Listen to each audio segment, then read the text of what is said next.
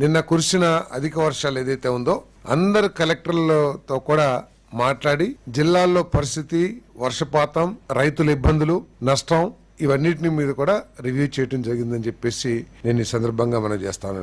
మరి మనం చూసాం కొన్ని ఛానల్స్ లో ఏదో ధాన్యం కొనట్లేదు, ధాన్యం రైతులు బాగా ఇబ్బంది పడుతున్నారు. అధిక వర్షాలు వచ్చినప్పుడు ధాన్యం తడవటం, లేకపోతే కొంత వరి పడిపోవటం, లాడ్జ్ అవటం, ఇవన్నీ కూడా ఎప్పుడూ జరుగుతాయి. ఎందుకంటే పెద్ద హెవీ గేల్ వచ్చి పెద్ద వర్షపాతం సడన్ గా వచ్చినప్పుడు ఇటువంటి నష్టాలు జరుగుతాయి. కానీ ఇటువంటి నష్టాలకి ప్రభుత్వం ఏ విధంగా స్పందించింది అనేది ఇక్కడ ఆలోచించాల్సిన విషయం అని చెప్పేసి మనం చేస్తాం. మీరు వర్షం రాగానే వెళ్ళి గద్దలాగా వాలిపోయి ఏదో ప్రభుత్వం ఏదో చేయట్లేదు, లేకపోతే చాలా నష్టపోయారు అనే పరిస్థితిని సృష్టించడానికి, అనే భావన కల్పించడానికి ప్రయత్నం చేయటం దిగజారుడుతనంగా నేను భావిస్తా ఉన్నాను.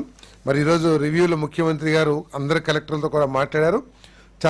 కొన్ని జిల్లాల్లో మాత్రమే కొంత ప్రాణ నష్టం కానివ్వండి, కొంత పశు నష్టం కానివ్వండి, కొంత ధాన్యం తడవటం కానీ జరిగిందని చెప్పేసి కలెక్టర్లు చెప్పారు.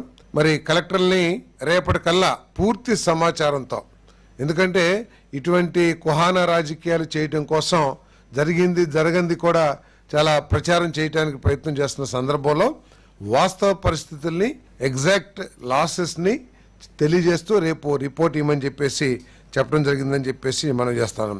మరి ఈ సందర్భంగా ముఖ్యమంత్రి గారు చాలా స్పష్టమైన ఆదేశాలు ఇచ్చారు. హ్యూమన్ లాసెస్ కి, అదేవిధంగా క్యాటిల్ లాసెస్ కి డిజాస్టర్ రూల్స్ ప్రకారం ఏదైతే ఉన్నాయో, ఎగ్జిస్టింగ్ రూల్స్ ఏదైతే ఉన్నాయో ఆ నష్టపరిహారాన్ని వెంటనే చెల్లించమని చెప్పేసి చాలా స్పష్టంగా ఆదేశాలు ఇవ్వడం జరిగిందని చెప్పేసి మనం చేస్తాను.